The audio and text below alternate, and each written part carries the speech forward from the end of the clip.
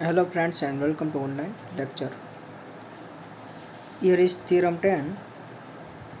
The set of vector v1 up to vn is linearly dependent if and only if there exists vk means v2 થી લઈને vn સુધીમાં કોઈ એક vector મળે, ધારો કે vk છે, which linear combination of its preceding vector v1 v2 up to vk minus 1.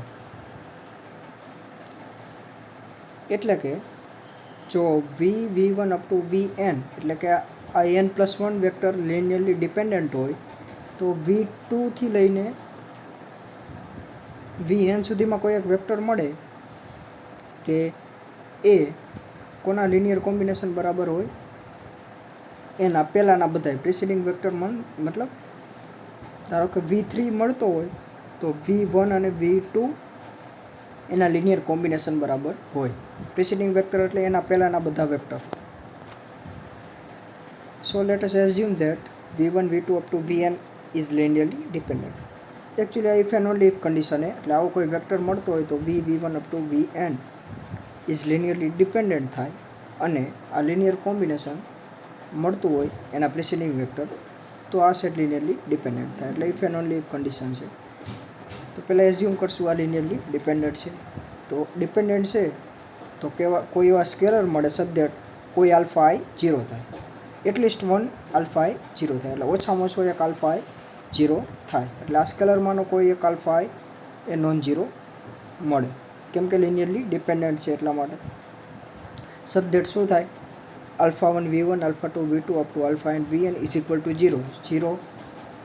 This one is additive identity, 0 vector means what, v plus 0 is equal to v થતું હોય તો આને કહેવાય એડિટિવ આઇડેન્ટિટી, જેને આપણે થીટા તરીકે લખીશું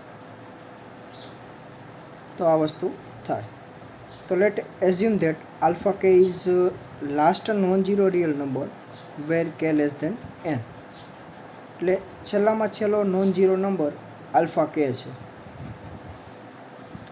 અહીંયા જે આલ્ફા એ નોન ઝીરો મળે છે એ ધારી છે કે છેલ્લામાં છેલ્લો છે, અથવા એના પહેલાંનો હોય તો એના પછી બધાય ઝીરો હશે. ધારો કે આલ્ફા 5 નોન ઝીરો હોય, આલ્ફા 5 નોન ઝીરો હોય તો એ જ પહેલાં લઈ લઈએ. આલ્ફા 1 ઝીરો હોય, આલ્ફા 2 ઝીરો હોય, એ રીતે આલ્ફા 4 સુધી ઝીરો હોય ને આલ્ફા 5 નોન ઝીરો મળતો હોય તો અહીં કે બરાબર શું લઈ લે, 5, એ જ છેલ્લો છે એવું ધારી લે. તો એના બાકીના પછીના બધાય ઝીરો હોય, આલ્ફા કે +1 આલ્ફા કે +2 અપ ટુ આલ્ફા n, એવું આપણે એઝ્યુમ કર્યું. હોય જેવું જરૂર નથી પણ એવું એઝ્યુમ કર્યું છે. તો put this in equation 1 we get, એટલે આ ઇક્વેશનમાં અહીંયા વચ્ચે કંઈક ટર્મ આવતી હશે આલ્ફા કે -1 વી કે -1, કેમ કે n ટર્મ છે તો વચ્ચે કે વાળી ટર્મ આવતી હોય, આલ્ફા કે ઇન્ટુ વી કે. તો આપણે ઝીરો ક્યાં મળ્યા, આલ્ફા કે +1 થી આલ્ફા n સુધીના બધા ઝીરો મળ્યા. તો અહીંયા બધી ટર્મ આલ્ફા કે +1 આવશે, અને પછીની ટર્મ, એના પછીની બધી ટર્મ ઝીરો થઈ. તો ક્યાં સુધી નોન ઝીરો રહી, આલ્ફા કે સુધી. તો alpha 1 v1 up to alpha કે વી કે સુધી નોન ઝીરો રહી, બાકી બધી ટર્મ ઝીરો થઈ ગઈ, કેમ કે બધાના સ્કેલર ઝીરો છે તો ટર્મ ઝીરો થઈ જાય. તો મળ્યું શું, alpha 1 v1 alpha 2 v2 up to alpha કે વી કે ઇઝ ઇક્વલ ટુ 0. આ થીટા એટલે એડિટિવ 0. તો આમાં આલ્ફા કે વી કેને સૂત્રનો કરતા બનાવી આ સાઈડ ટર્મ આવી તો શું થશે, માઇનસ આલ્ફા કે વી કે. વી કેને સૂત્રનો કરતા બનાવી તો આલ્ફા કે બધાયના ડિવાઈડ થાય, આલ્ફા કે બધી ટર્મના ડિવાઈડ થાય, તો માઇનસ આલ્ફા કે ડિવાઈડ કરી તો અહીંયા પ્લસ વી કે વધે. કેમ પ્લસ વી કે વધે, 0 માઇનસ આલ્ફા કે વી કે, પણ આ તો એડિટિવ 0 છે એટલે આના બરાબર શું થાય, માઇનસ આલ્ફા કે વી કે. અને વી કેને સૂત્રનો કરતા બનાવી તો માઇનસ આલ્ફા કે બધાને ડિવાઈડ થાય તો શું વધે, alpha 1 divide by minus alpha k v1 plus up to plus. ક્યાં સુધી આવશે, આના કરતાં એક ટર્મ ઓછી આવશે, તો તો છેલ્લી ટર્મ આવે minus alpha k minus one divide by alpha k into v k minus one. તો વી કેનું લિનિયર કોમ્બિનેશન મળ્યું. આને કંઈ બીટા વન આ બીટા ટુ સ્કેલર મળ્યા. તો V1 V2 up to VK minus one એનું લિનિયર કોમ્બિનેશન મળ્યું VKનું. તો VK is linear combination of its preceding vector, મતલબ કેથી ઓછા બધા વેક્ટરનું લિનિયર કોમ્બિનેશન મળ્યું. કે માઇનસ વન સુધી મળ્યું VK માઇનસ વન સુધી. તો એ પ્રૂવ થઈ ગયું. વન સાઈડ લિનિયરલી ઇન્ડિપેન્ડન્ટ લીધા હતા અને શું મળ્યું, અને પ્રિસીડિંગ વેક્ટરનું લિનિયર કોમ્બિનેશન મળી ગયું. હવે ઊંધું પ્રૂવ કરી તો let us assume that VK is linear combination of V1 up to VK minus one. આ એઝ્યુમ કર્યું અને બાય પ્રીવિયસ થિયરમ નામ શું કહીએ, થિયરમ 9નું સ્ટેટમેન્ટ જોઈ.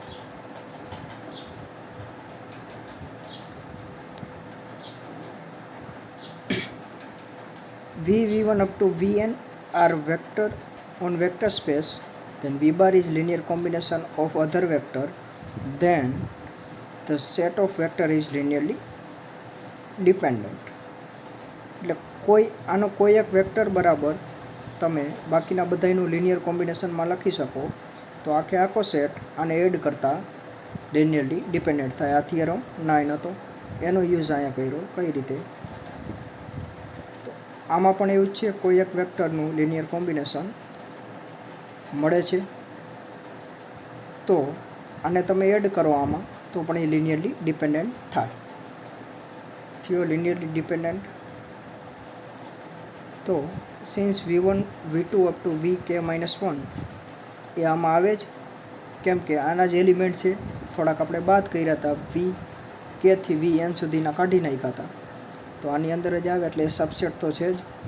અને by theorem 7 we get the set is linearly dependent.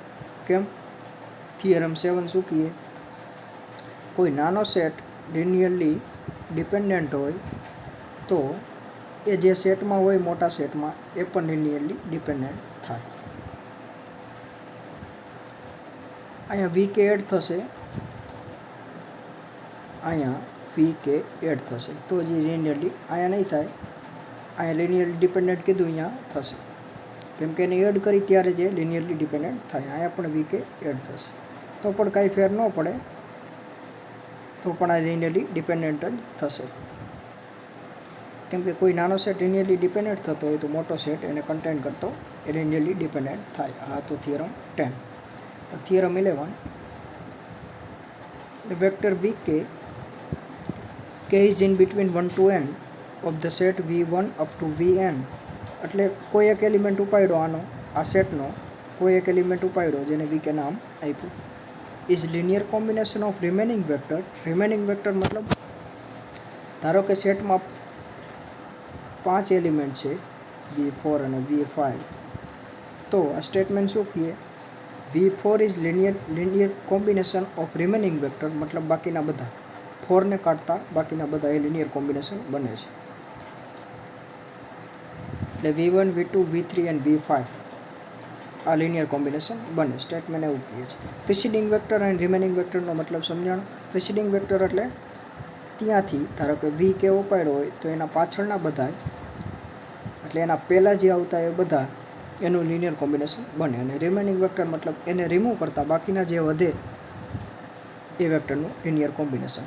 તો ધેન શું થાય, તો સ્પાન ઓફ બધા વેક્ટરનો સ્પાન લઈ એ કોના ઇક્વલ થાય, જે એક વેક્ટર કાઢી નાખ્યો એના ઇક્વલ થાય. ક્યારે ઇક્વલ થાય સમજો ધ્યાનથી, તો એ જે કાઢી નાખ્યો હોય એ એલિમેન્ટ બાકીના બધાનું લિનિયર કોમ્બિનેશન હોવું જોઈએ, તો ને તો સ્પાન ઇક્વલ થાય. તો પ્રૂફ જોઈ તો વી નો ધેટ કોઈ સબસેટ એ સબસેટ બી હોય તો span of A containing span of B થાય. આ એક રિઝલ્ટ છે. એ કન્ટેનિંગ બી હોય તો span of A containing span of B થાય. આ ગમે તે સેટ માટે સાચું છે. તો આ તો ક્લિયર છે.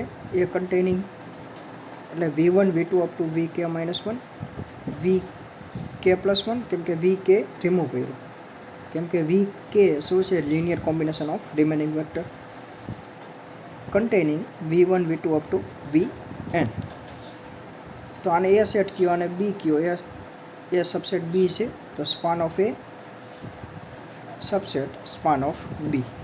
તો હવે પ્રૂવ શું કરવાનું રહ્યું? ઊંધું કન્ટેનમેન્ટ. સબસેટ અને સુપરસેટ થઈ જાય તો ઇક્વલ થઈ જાય. સબસેટ તો થઈ ગયો, શું બતાવવાનું? સુપરસેટ. એટલે span of v1 v2 vn, capital N નહીં સ્મોલ એન જ આવશે.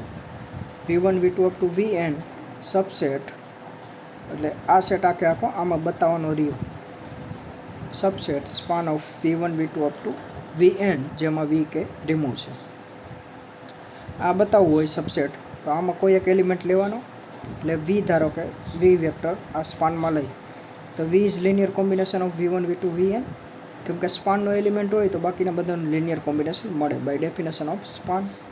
તો એવા કોઈ સ્કેલર મળશે, અહીંયા જેટલા એલિમેન્ટ હોય એટલા સ્કેલર મળે. Such that v bar is equal to alpha 1 up to alpha n, alpha 1 v1 up to alpha n vn, જ્યાં વચ્ચે ક્યાંક આલ્ફા n vk આવશે. નાઉ ગિવન ધેટ, હવે યુઝ કરી vk is linear combination of remaining vector, એનો use કરી. તો now given that vk is linear combination of other vector means remaining vector. તો v1 v2 up to vk minus 1 comma vk plus 1 up two vn, અહીંયા dot dot dot આવશે. તો એવા કોઈ scalar મળે. અહીંયા આલ્ફા લીધા છે, બે સેમ ન થઈ જાય એટલા માટે બીટા લીધા. કેમ કે બે સ્કેલર સેમ હોય એવું જરૂરી નથી, એટલા માટે બીજું નામ આપી દીધું સ્કેલરનું બીટા. અહીંયા કેટલા વેક્ટર છે એટલા સ્કેલર મળે. એટલે કે beta 1 beta 2 up to beta k minus 1 beta k plus 1 up two beta n. સચ ધેટ શું થાય? લિનિયર કોમ્બિનેશન છે એટલે આવું મળે, એનું લિનિયર કોમ્બિનેશન મળે. હવે put this value vk in equation 2.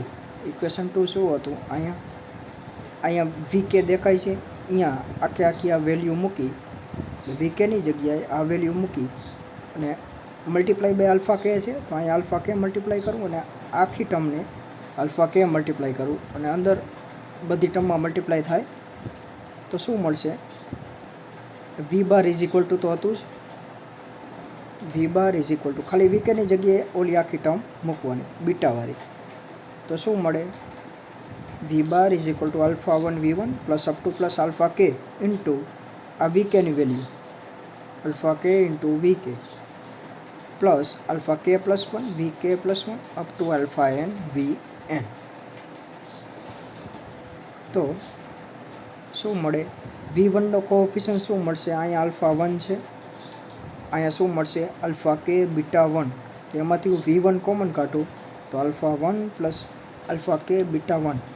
હવે અહીંયા આલ્ફા 2 v2 ને અહીંયા બીટા 2 v2 મળશે, એમાં આલ્ફા કે મલ્ટીપ્લાય થાય તો શું v2નો કોએફિશિયન્ટ શું મળે? આલ્ફા 2 પ્લસ આલ્ફા કે બીટા 2 ઇન્ટુ v2. એ રીતે સિમિલરલી જો અહીં ધ્યાનથી જુઓ, v1 છે તો આલ્ફા 1 અને બીટા 1 આવ્યું પ્લસ આલ્ફા કે ઉમેરાણું. એ રીતે અહીં v2 છે તો આલ્ફા 2 અને બીટા 2 આવ્યું, એમાં આલ્ફા કે ઉમેરાણું. તો vk માઇનસ 1 હોય તો આલ્ફા કે માઇનસ 1 અને બીટા કે માઇનસ 1 આવે, એમાં મલ્ટીપ્લાય થયું આલ્ફા કે. એ જ રીતે vk પ્લસ 1 માટે bk પ્લસ 1 અને આલ્ફા કે પ્લસ 1 આવ્યું, એમાં મલ્ટીપ્લાય થયું આલ્ફા કે plus up to plus vn માટે પણ આ થાય. તો v is linear combination of, એવું સાબિત થયું. આ બધા સ્કેલર કહેવાય, સ્કેલરનો સમ સ્કેલર જ થાય. તો આ બધા સ્કેલર થયા. એલિમેન્ટ કેટલા છે? v1 v2 up to vk minus 1, vk remove થઈ ગયું, vk plus 1 up two vn. તો કોના બરાબર બનાવ્યું? v. તો v is linear combination of v1 v2 up two vn, જેમાં vk નથી કેમ કે vkની આપણે વેલ્યુ મૂકી હતી. તો v બાર કેમાં મળ્યો? vને લિનિયર કોમ્બિનેશન બતાવ્યું આ બધા એલિમેન્ટનો, તો v બાર સ્પાનમાં મળે. કોનો સ્પાન? તો આ જ એલિમેન્ટનો, જેનું લિનિયર કોમ્બિનેશન બતાવ્યું એ જ એલિમેન્ટનો. અને v બાર શેમાં લીધો હતો? v બાર લીધો તો span of v1 v2 up to vnમાં, અને બતાવ્યો શેમાં? વી કે રિમૂવ થઈ ગયું એમાં બતાવ્યું. તો આ set subset of this set મળી ગયું. તો ઊંધું પણ કન્ટેનમેન્ટ મળી ગયું. એટલે ઇક્વેશન 1 અને ઇક્વેશન 2. ઇક્વેશન 1 શું હતું?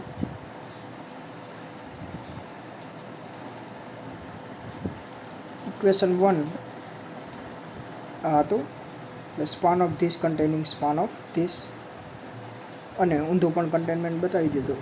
તો ઇક્વલ ટુ થઈ ગયું, કેમ કે એ સબસેટ બી અને બી સબસેટ એ, તો એ ઇઝ ઇક્વલ ટુ બી લખાય. એ રીતે span of V1 V2 up two Vn and span of V1 V2 up two Vn, જેમાં વી કે રિમૂવ છે, એ બંને ઇક્વલ થાય. થિયરમ 12 હવે નેક્સ્ટ લેક્ચરમાં જોશું.